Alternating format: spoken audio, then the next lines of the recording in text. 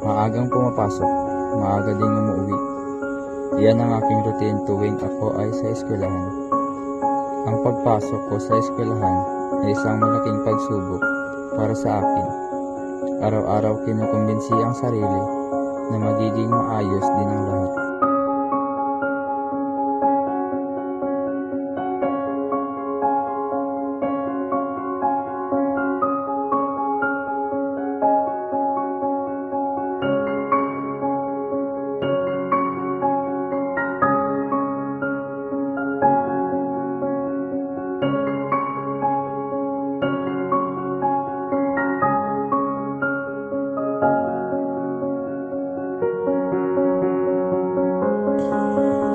Mga kaklaseng walang ginagawa, kundi ako'y kutsahin at paglaruan lamang.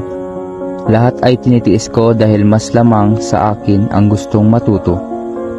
Lalo na't isa lamang akong mahirap na may simpleng pangarap.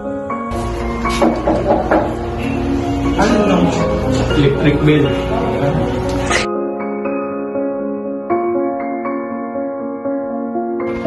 Ito po yung bilang. Araw-araw kinakapos sa pera. Pinoproblema kung saan huhugutin ang pangbayad ng kuryente, tubig, tuition at araw-araw na pangangailangan. Pumapasok ako bilang construction worker upang makatulong pinansyali sa aking mga magulang. Ngunit ang kinikita ko'y hindi pa rin sapat.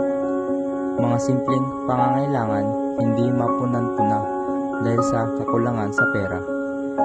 Ang aking mga magulang ay walang trabaho dahil ito'y mga matanda na at dinadarama na ding mga sakit. Lagi kong hiling na sana'y may malaking oportunidad na dumating at ang hiling nga ay nadinig. Ngunit ang kapalit ay mawalay sa aking pamilya. Mahirap man, ngunit kailangan kong lumisan dahil sa ibang bansa ang magandang oportunidad para sa akin. Sa bawat takbang ng ating tinatahak sa landas ng ating buhay, may mga pagkakataon na tayo'y kinakailangan lumisan upang makamit ang ating mga pangarap.